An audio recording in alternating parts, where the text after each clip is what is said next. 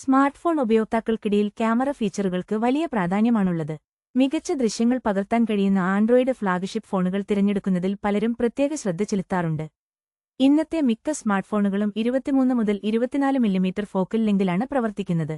കൂടുതൽ ദൃശ്യങ്ങൾ ഉൾക്കൊള്ളാൻ ഈ വൈഡ് ലെൻസുകൾ സഹായിക്കുമെങ്കിലും അരികുകളിൽ സംഭവിക്കുന്ന ദൃശ്യവൈകല്യങ്ങൾ ഇതിന്റെ പോരായ്മയാണ്.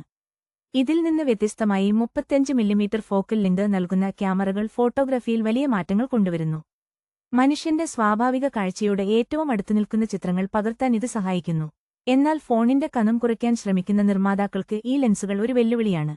അതേസമയം വിവോ സ്മാർട്ട്ഫോണുകളെക്കുറിച്ചുള്ള വിശേഷങ്ങളിലേക്ക് വന്നാൽ 2009 ചൈനയിലാണ് വിവോ സ്ഥാപിതമായത്. BBK ഇലക്ട്രോണിക്സ് ആണ് ഇതിന്റെ മാതൃകമ്പനി.